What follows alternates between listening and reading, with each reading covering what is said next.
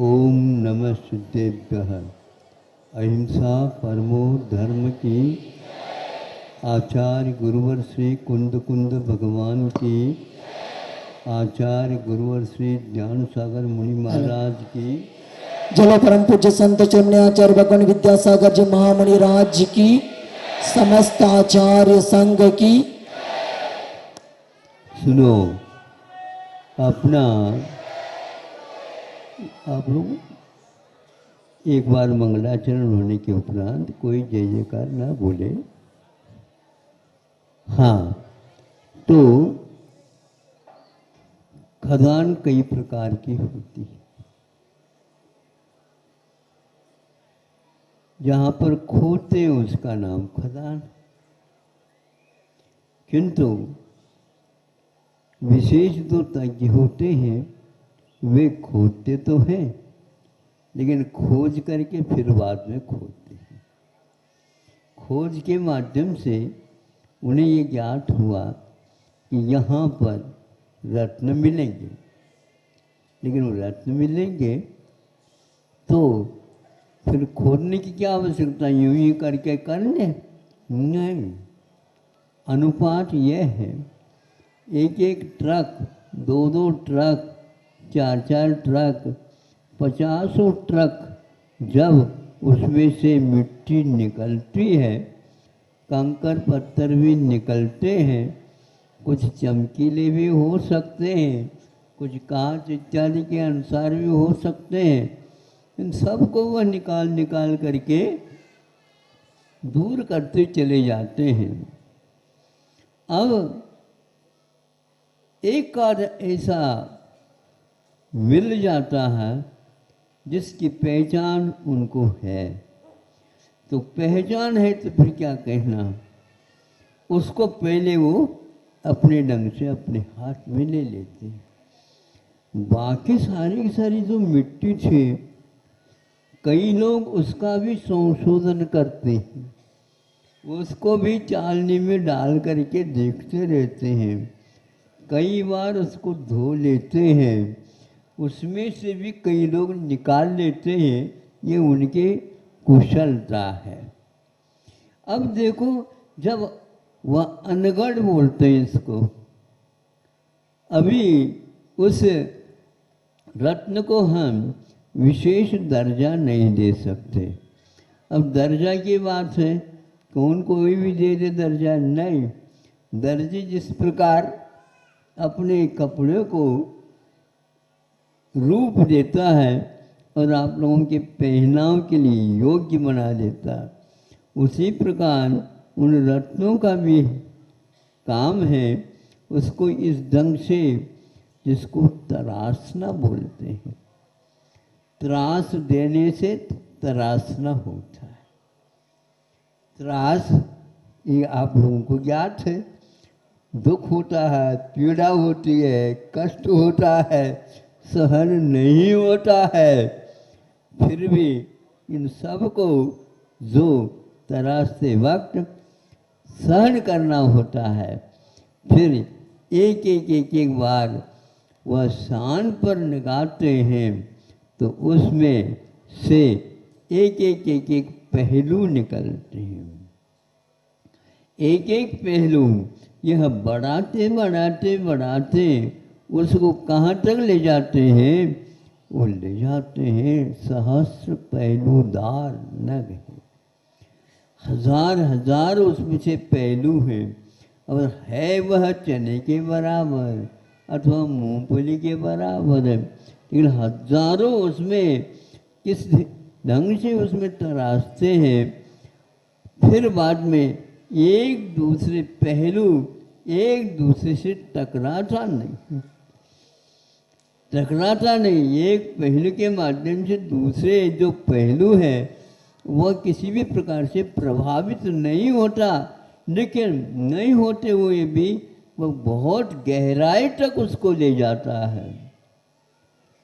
आप समझ रहे हो? भले ही मत पहनो सोने की ना, किंतु इसको अध्ययन का एक विषय तो बना सकते हो। हमारे आचार्यों ने इन पहलुओं के लिए क्या नाम दिया है यह आप लोगों को चमत्कार में डाल देगा। ये एक सम्यक दर्शन है, उसके लिए भी अनगढ़ होता है, वो प्राप्त हो गया।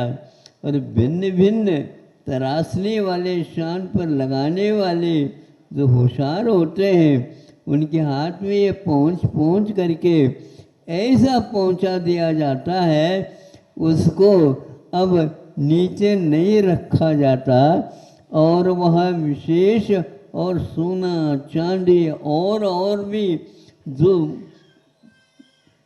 मौलिक जो धातु हैं, उनके बीचों बीच में उसको रख दिया जाता है। रख करके यहाँ नीचे नहीं रखता, फिर उसको उंगलियों में पहनाया जाता है, फिर यहाँ और अन्य स्थानों में पहनाया जाता है, फिर गले में भी पहना। हम पूछना चाहते हैं, गले में पहनने से तो स्वयं को तो दिखेगा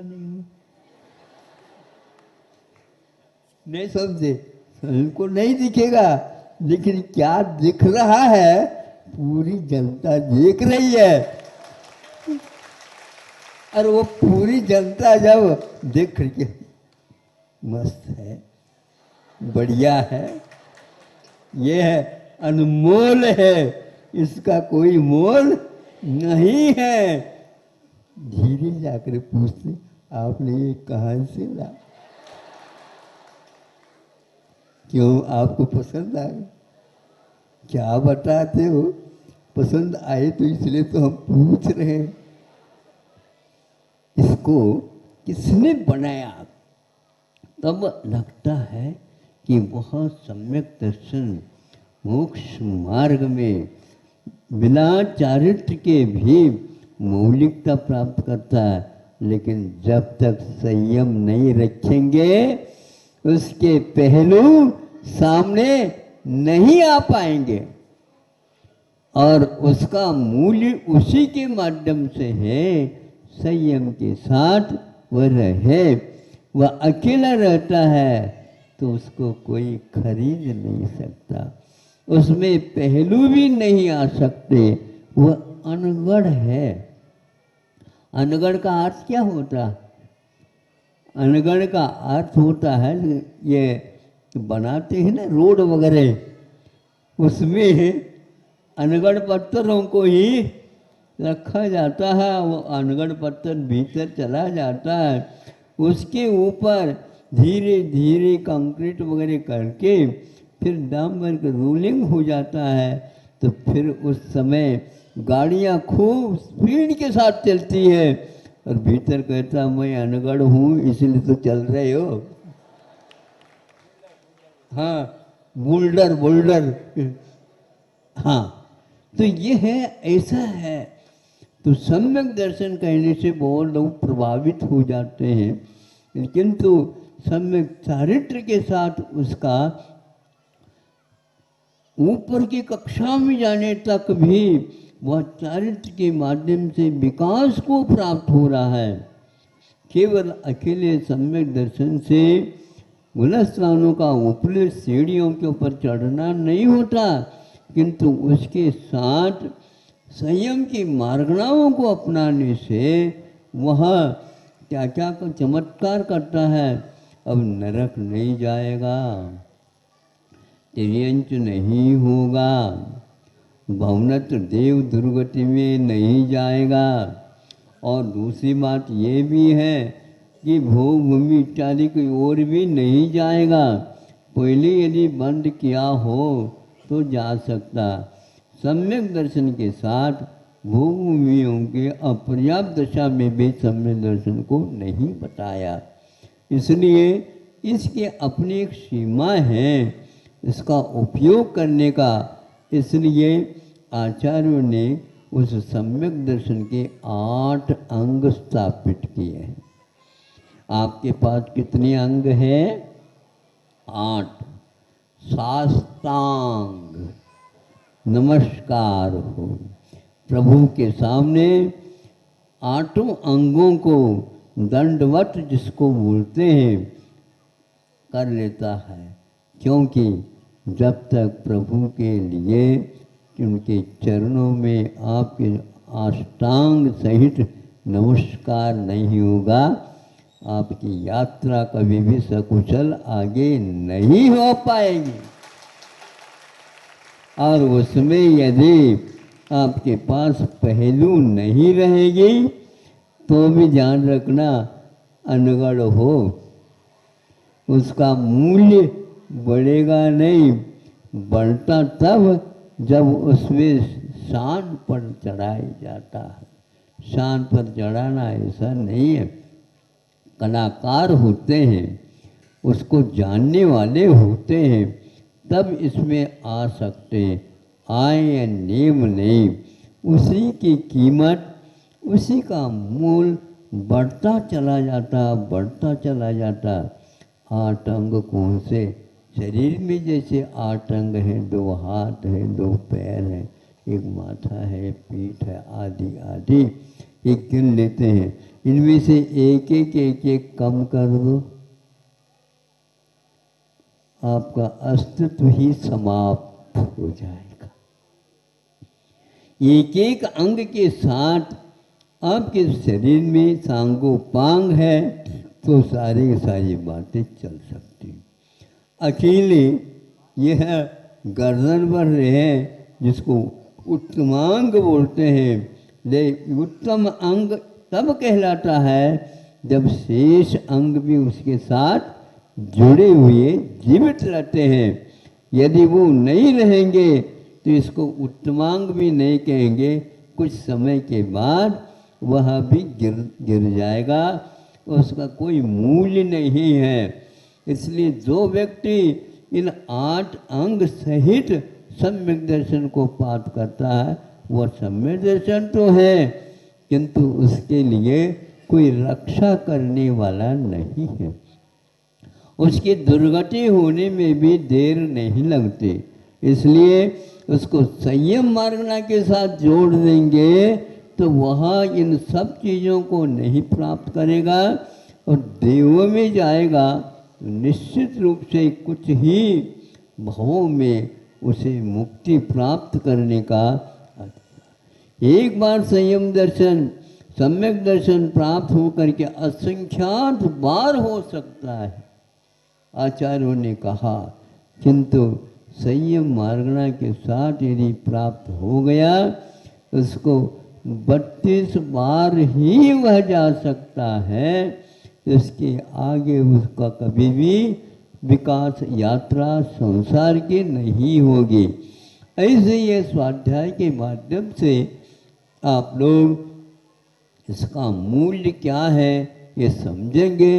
8 अंगों को सुरक्षित रखने से ही सम्यक दर्शन भी विशेष विशेष बल को प्राप्त होता चला जाता है, ऐसे आगम में कहा।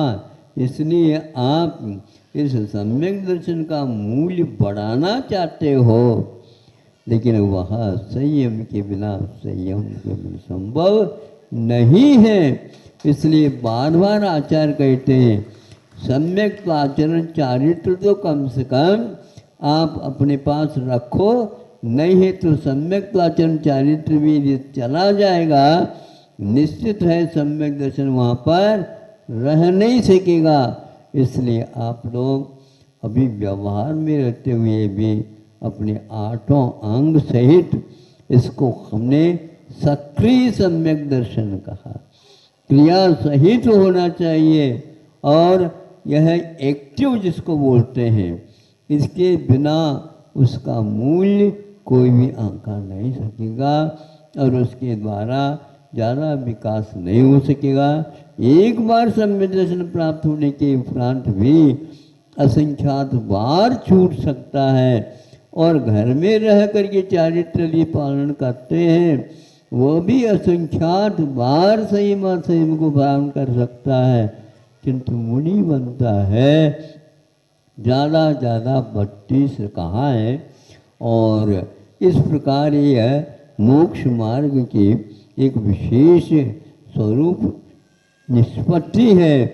इसके अध्ययन आप करते जाओ और सही पूछा जाए एक बार उस मूल्यवान सभी वह त्रासों को सहन करके मणि तैयार हो जाती है, फिर उसका ज़्यादा संसार में रहना संभव नहीं होता और उसके साथ असंख्यात देवी देवताओं को भी वे पहुंचाते चले जाते हैं और अपनी यात्रा को पूर्ण करते हैं। इतना ही पर्याप्त है। आप लोगों ने शांति के साथ 8 अंग का स्वरूप समझा है और अपने उन अंगों को विकसित करने का प्रयास करेंगे। एक प्रकार से इन 8 अंग सहित सम्यक दर्शन होने के उपरांत मोक्ष मार्ग में आगे बढ़ने के बहुत ही उत्कंठा जागृत हो जाती है। भूख अच्छी लगेगी तभी आप भोजन भी अच्छे कर सकोगे। तो मरी मरी भूख के साथ बैठोगे और ज़्यादा इच्छा नहीं होगी। आप तो ऐसे नहीं करते हैं, लेकिन फिर भी कहा है यह हमेशा भूख मोक्ष मार्ग की बढ़ती रहे इन्हीं भावनाओं के साथ। अहिंसा परमो